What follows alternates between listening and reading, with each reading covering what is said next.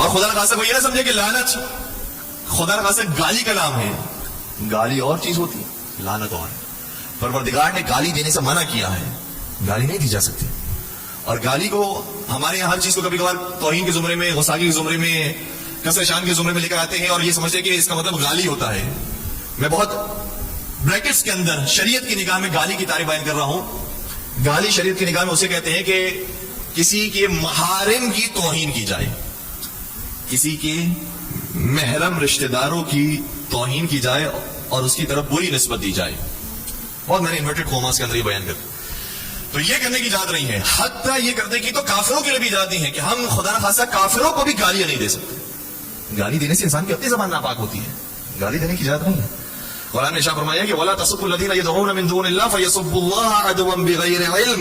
خبردار ان لوگوں کو بھی گالی نہ دو جو جھوٹے خداؤں کی پرستش کرتے ہیں. جب جھوٹے خداؤں کے ماننے والوں کو گالی دینے کی اجازت نہیں ہے تو جھوٹے خدا کے رہنماؤں کو ماننے والوں کو بھی گالی دینے کی اجازت نہیں ہے. گالی دینے کی اجازت نہیں ہے. کیا ہوگا اس کا نتیجہ؟ فَيَسُبُّوا اللَّهَ عَدْوًا بِغَيْرِ عِلْمٍ. تو وہ بھی جھگڑے کے اندر آ کر تمہارے بیچ سچے خداؤں کو اور سچے معصومین کو برا بھلا کہیں گے اور تمہیں بھی برا بھلا کہیں گے. اس لیے گالی دینے کی اجازت نہیں. لعنت کسی اور چیز کا نام ہے.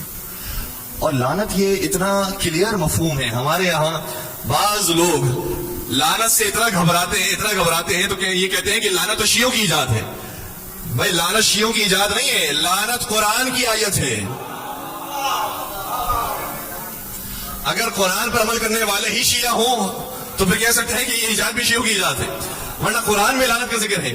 اور صرف لام عین نون کے لفظ کو اگر سرچ کیا جائے قرآن کے اندر، ہمارے پاس سافٹ ویئر موجود ہوتے ہیں نوجوانوں کے موبائل کے اندر، فیس بک بھی ہے، یوٹیوب بھی ہے، ٹویٹر بھی ہے، انسٹاگرام بھی ہے، تو ایک اپلیکیشن ایسی بھی ہونی چاہیے جو قرآن کے اوپر ہو، قرآن کا ترجمہ موجود ہو. اور یہی مہینہ تو ہے قرآن پڑھنے کا، قرآن سمجھنے کا. تو قرآن کی ایک اپلیکیشن بھی اپنے موبائل کے اندر ڈاؤن لوڈ کیجئے اور پھر سرچ کیجئے، ہماری بات کو چیک کیجئے. قرآن کے اندر لام عین نون جس سے لعنت نکلا ہے وہ لفظ سرچ کیجئے، تقریباً قرآن میں 43 ٹائمز، 4 اور 3، ٹھیک ہے، 4 اور 3 یعنی 43 ٹائمز قرآن نے لعنت کے لفظ کو استعمال کیا ہے. اگر یہ لفظ خدا نخواستہ گالی ہوتا تو پروردگار کبھی بھی یہ لفظ استعمال نہیں کرتا، اور خدا کسی کو بھی گالی نہیں دیتا. لیکن پروردگار فرما رہا ہے کہ میں بھی لعنت بھیجتا ہوں، تم بھی لعنت بھیجو.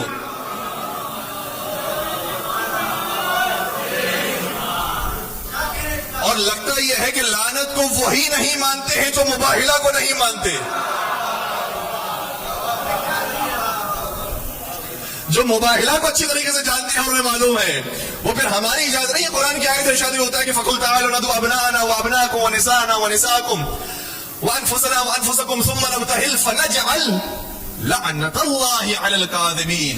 ہمیں دعوت دیتے ہیں کہ ہم اپنے بچوں کو لائیں گے، تم اپنے بچوں کو لے کر آؤ، ہم اپنی عورتوں کو لے کر آئیں گے، تم اپنی عورتوں کو لے کر آؤ، ہم اپنے نفسوں کو لائیں گے، تم اپنے نفسوں کو لے کر آؤ، تاکہ ہم ایک دوسرے سے مباہلہ کریں اور جھوٹوں پر اللہ کی لعنت بھیجیں. تو لعنت سے وہی بھاگتے ہیں جو مباہلہ سے بھاگتے ہیں. لیکن لعنت مباہلہ کے میدان میں پروردگار نے تو کہا تھا کہ جھوٹوں پر اللہ کی لعنت ہو. مباہلہ کے میدان میں عیسائی آئے تھے لیکن مباہلہ نہیں کیا، اور مباہلہ نہیں کیا تو لعنت بھی نہیں ہوئی. لعنت اپنی جگہ پر رک گئی. یہ لعنت کسی کا انتظار کر رہی تھی. قرآن نے کہا تھا فَنَجْعَلْ لَعْنَةَ اللَّهِ عَلَى الْكَاذِبِينَ، یہ جھوٹوں پر اللہ کی لعنت ہوگی. تو وہ جھوٹے ضرور تھے لیکن مباہلہ سے فرار اختیار کر گئے، اس لیے لعنت سے بھی بچ گئے. لیکن مباہلہ کے میدان نے بتا دیا یہ ہے سچے، ان کے مقابلے میں اب جو کھڑا ہوگا وہی جھوٹا ہوگا اور اسی پر اللہ کی لعنت. تو لعنت ایک قرآنی مفہوم ہے. اور کبھی کبھار ہم یہی لعنت کا ذکر جب بار بار کرتے ہیں تو کہتے ہیں کہ نہیں اتنا آپ لعنت کا ذکر نہیں کریں ہیں، خدا رحمان ہے، خدا رحیم ہے، خدا معاف کرنے والا ہے. بالکل ٹھیک ہے، خدا معاف کرنے والا ہے، بخشنے والا ہے، اور ہمیں خدا سے یہی امید ہے. لیکن یہ امید وہ لگاتے ہیں جو خدا کے راستے پر چلنے کی کوشش کرتے ہیں، جو خدا کے مقابلے پر کھڑے ہو جاتے ہیں. پھر ان کے لیے پروردگار کی رحمانیت اور رحیمیت ختم ہو جاتی ہے. پھر شیطان کے لیے دو ٹوک کہا کہ یہ آتش جہنم میں جلایا جائے گا. جو خدا کے مقابلے پر کھڑا ہو جائے وہ آتش جہنم میں، جو رسول کے مقابلے پر کھڑا ہو جائے، قرآن کا تبت یدا ابی لہب وتب، اے ابو لہب تیرے ہاتھ بھی ٹوٹ جائیں، تو بھی رسول اللہ کا گستاخ تھا، تیری بیوی بھی رسول اللہ کی گستاخ کی، یہ دونوں جہنم میں جلائے جائیں گے. تو جو اللہ کے مقابلے پر آ جائے اس کے اوپر بھی لعنت, جو رسول کے مقابلے پر آ جائے اس کے اوپر بھی لعنت. کیوں؟ اس لیے کہ اللہ اصل ولایت رکھتا ہے, یہ ولایت پھر اپنے بندوں کو دیتا ہے. ان میں ایک بلند ترین بندے محمد مصطفیٰ ہے, اور اس کے بعد جو خدا کے بنائے ہوئے نمائندے ہیں, جو جس زمانے میں ان کے مقابلے میں آ کر کھڑا ہو گیا, پروردگار کی ان پر لعنت. اور خدا نے یہ بات قرآن کریم میں واضح انداز میں بیان کر دی. دیکھیے ایک آیت ہے